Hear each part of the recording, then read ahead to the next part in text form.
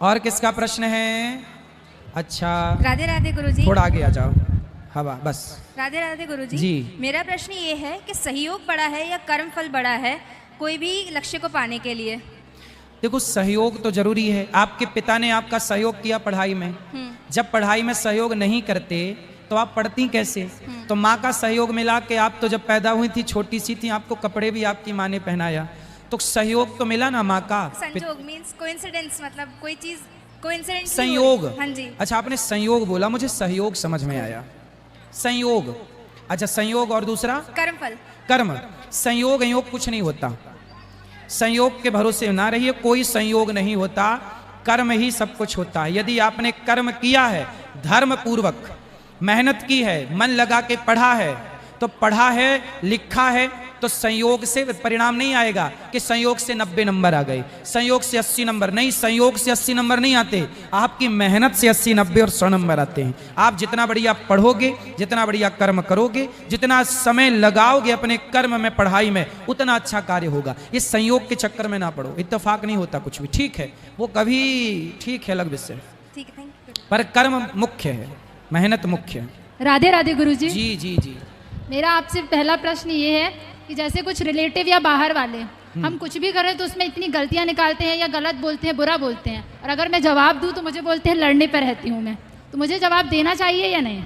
देखो, जवाब तो सबको देना चाहिए, पर उचित जवाब देना चाहिए। जरूरी नहीं है, देखो आपने हमें गाली दी तो जरूरी नहीं है कि हम गाली का जवाब गाली से दें, है ना। गाली का जवाब मुस्कुरा के भी दिया जा सकता है। जब आप गाली देने वाले के आगे मुस्कुराएंगे ना, तो वो पानी पानी हो जाएगा। जरूरी छोड़ी है कि गाली को हम गाली से ही काटें, मुस्कुरा के भी काट सकते हैं। तो जरूरी नहीं है कि हम सामने वाले की तरह बने, अच्छा बनना है बस। नहीं, अगर मम्मी पापा पे बात आती है तो अच्छा नहीं लगता। कौन? ऐसी पूरी बात बताओ, खुल के बताओ, फिर बात क्या है। जैसे कोई कार्यक्रम किया हमने घर में या कुछ, तो सब कुछ अच्छा करने की कोशिश करते हैं कि हाँ सब कुछ अच्छी चीज़ से हो, अच्छे से हो, उनका भी ध्यान रखा जाता है। ऐसा नहीं कि उन पर ध्यान नहीं, कि हाँ उनको भी बुरा नहीं लगे, पर उसके बाद भी वो मम्मी को बोलेंगे कि नहीं ये ऐसा हो जाता, नहीं ये ऐसा हो जाता, इसमें कमी रह गई, तो अच्छा नहीं लगता। देखो, कमियां तो हजार लोग, यहाँ कथा चल रही है इसमें भी लोग कमियां निकाल रहे हैं। तो कमियां किसकी नहीं निकाली गई? सीता माँ की कमियां निकाली गई, राम की कमियां निकाली गई, हमारी निकाली जाएंगी, आपकी निकाली जाएंगी। इसलिए हमें उन लोगों को देखना ही नहीं है। हाँ, हमें पता चल जाए कि हमारी ये कमी है तो हम अपनी कमी ठीक कर ले। निंदक नियरे राखिए, आंगन कुटी छवाए, बिन साबुन पानी बिन निर्मल करत स्वभाव। मेरी कोई कमी है तो आप बताइए, मैं उसे सुधारूंगा, लेकिन आपकी कोई कमी बताए तो बुरा ना मानिए, कमी को ठीक करिए तो अच्छा है ना। कोई आपकी कमी बता रहा है, सुधारने का मौका दे रहा है, सुधरने का अवसर मिले तो सुधर जाओ। जी, मेरा दूसरा प्रश्न ये है कि जैसे मेरे दोस्त लोग भी हैं, मैं कभी उम्मीद नहीं रखती कि जितना मैं उनके लिए करूं या फिर मैं उनके लिए हमेशा खड़ी रहूं। जैसे कोई भी उनको काम हो या ज़रूरत हो तो मैं हमेशा खड़ी रहती हूं, पर अगर मुझे ज़रूरत रहती है तो वो कभी खड़े नहीं रहते। मैं उम्मीद नहीं रखती, पर फिर भी उम्मीद रहती है कि हाँ कोई तो बात उम्मीद ना रखे। देखो, ये तो अपनी अपनी ईमानदारी है कि हमें सबके साथ खड़ा होना चाहिए, लेकिन आप व्यक्ति पे भरोसा ना करो, भगवान के भरोसे रहो, फिर सब आपके साथ खड़े होंगे। चलो जी, राधे राधे। राधे राधे गुरु जी। मेरा प्रश्न है कि अपन जब सो के उठते हैं तो धरती माता के प्रणाम करते हैं कि नहीं? करते हैं जी।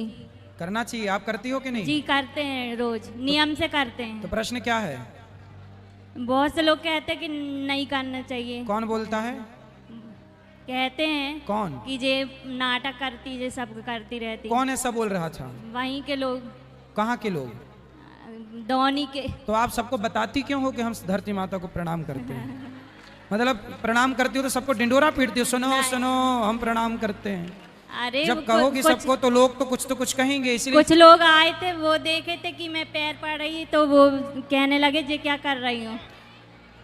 उन लोगों को पता नहीं होगा ना कि धरती हमारी माता है। जी। धरती में पांव रखने के पहले सवेरे नित्य हमें पृथ्वी हमारी माता है, तो पहले माता को प्रणाम करके फिर चरण रखना चाहिए, यही धर्म है। जी। राधे राधे गुरु। कल कथा का समय 3 बजे से ही रहेगा। बैठो, बोलो। राधे राधे गुरुजी। जी। मेरा प्रश्न ये है कि इस जन्म में भगवत प्राप्ति कैसे करेंगे? कथा सुनो, सत्संग करो, अपने आप भगवत प्राप्ति हो जाएगी, सत्संग से ही होगी। और एक और प्रश्न ये है कि जब भी हम कोई भगवत मतलब ग्रंथ पढ़ते हैं तो कोई घर का कोई काम बोलता है तो हमें काम सुनने जाना चाहिए कि ग्रंथ पढ़ना चाहिए? काम भी करो बेटा, काम जरूरी है, काम के बाद समय बचे तो सब करो। जैसे फॉर एग्जाम्पल हम लोग रामायण पढ़ रहे हैं ठीक है। और कोई हम लोग को काम बोल दिया, कौन? जैसे माता के पिता, दादाजी बोल दिया, दादी बोल दी, चलो हम दादी दादा की बात तो माननी चाहिए, बूढ़े हैं। तो मानते हैं बात, लेकिन क्या हमें रामायण के बीच में उठ के जाना चाहिए? हाँ, रामायण को वहाँ छोड़ दो और जाओ काम करो, फिर आके वहीं से पढ़ने लग जाओ, कोई दोष नहीं होता। गुरु जी के चरणों में कोटि कोटि प्रणाम। जी गुरुवर, मैं आदरणीय गुड्डू भैया का छोटा भाई भी हूँ, लेखन में रुचि रखता हूँ। आपके परोपकारी व्यक्तित्व पर छोटी सी कविता लिखी है, श्री चरणों में अर्पित करना चाहूँ। जी। तो गुरुवर, मैं समझता हूँ कि जननी और जन्मभूमि के वात्सल्य के समक्ष व्यक्ति सदैव बालक ही रहता है, इसलिए आपसे अग्रिम क्षमा मांगते हुए कविता में बालक संबोधन रखा। हाँ हाँ बिल्कुल, हम आप सबके बालक ही हैं। लिखा है, कितनी माएँ भूखी सोईं, कितनी रातें रोती सोईं, जब आशाओं का नाम न था और अंधकारमय भविष्य सारा। उन दुर्दिन का करने दूर तम, अंधकार में सूर्य सम, ग्राम रेवझा से एक बालक आया। बालक ऐसा मानो उनका ही बालक हो, बालक ऐसा जैसा किसी कथा का नायक हो। बालक ऐसा कि परम सेवी पर अहंकार का लेश नहीं, परहित जीवन कर स्वयं कहे मैं विशेष नहीं। बालक ऐसा कि तन को जोड़ा धर्म से, धन को जोड़ा धर्म से, बालक जिसने की तन जोड़ा सत्कर्म से। गुरुवर, जिनके पास न केवल प्रश्नों का हल है, बल्कि जिनका हर बोल इंस्टा पर वायरल है।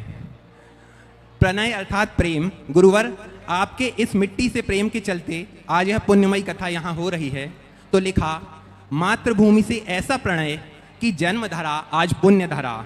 हरि कथा के ऐसे मीठे बोल, जिसने भी सुना हर जीव तरा। वाह सुंदर।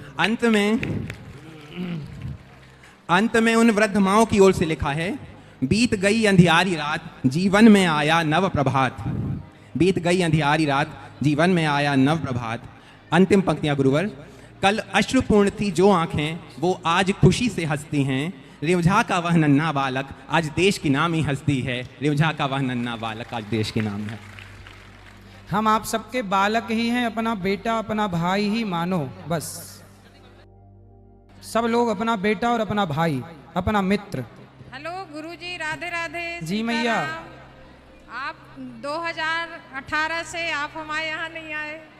आपके यहाँ कथा की थी ना हमने? हाँ 2018 में। 18 में की थी। हाँ, तो आप, हम सोच रहे कि आप उसके बाद हम नहीं आए घर आपके? नहीं आए।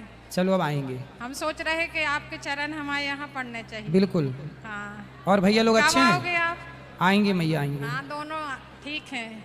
एक आया था पप्पू जी, मिला। बहू आई थी, अब कल राहुल आएगा, बहू आएगी। बिल्कुल बिल्कुल, स्वागत है। आपको आना है? आएंगे। हाँ सीताराम। जरूर, राधे सीताराम राधे। सीताराम। और किसका प्रश्न है? राधे राधे गुरुजी। हाँ जी।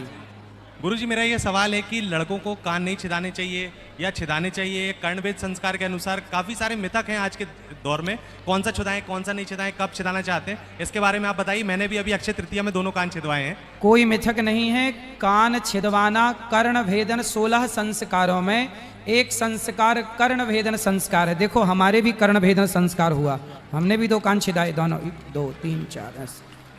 तो कान छिदाना अच्छा है, ये संस्कार है। हमने 16 संस्कारों में सारे संस्कार करने चाहिए। कर्ण भेदन संस्कार है, सब पुरुषों को भी कान छिदाना चाहिए। राधे राधे गुरुजी। जी सब बैठो। राधे राधे महाराज जी। जी भैया। मैं आपका अन्नू से अनिल, अनिल से अनुरुद्धाचार्य और फिर डॉक्टर अनुरुद्धाचार्य तक का सफर का मैं गवाह हूँ। बिल्कुल बिल्कुल। और सामाजिक और राजनीतिक जीवन में बहुत सारे ऐसे लोग हैं जो अहंकार के मद में डूबे हुए हैं। जी। तो क्या अपने शास्त्रों में ऐसा कुछ विधान है कि वो अहंकार की समय सीमा क्या है? अहंकार का एक ही दंड है, नाश। जिसने अभिमान किया उसका नाश हुआ, पतन हुआ। इसलिए बिंदास जीवन, कल मैंने कथा में बताया कि ज्यादा घमंड जिसे आए 50 रुपया का घड़ा खरीद के गिफ्ट कर दो। बताओ उसको कि पागल घमंड किस बात का, एक दिन तेरी राख इस 50 रुपए के घड़े में समा जाएगी। हम सबको एक दिन राख बन के उड़ जाना है। जब राख बन के उड़ना है तो बताओ घमंड किस बात का। ये हमारे नीलू भैया हैं, नीलू वाजपेयी जी, पौड़ा में इनकी मेडिकल की दुकान है। इन्होंने, ये वो भैया हैं जब इनकी दुकान थी और मैं यहाँ गांव में जब गैया चराता था तो गैया चरा के समय मिलता तो मैं इनकी दुकान के बाहर जाके बैठा करता था। ये हमारा परम सौभाग्य है। तब भी ये थे और आज भी ये हैं। तब भी उन्होंने मुझे देखा, तब भी मैं घमंड में कभी नहीं रहा। आज भी मैं आप सबका दास बन के ही रहता हूँ। घमंड किस बात का करूँ? इसलिए किसी को घमंड नहीं करना चाहिए।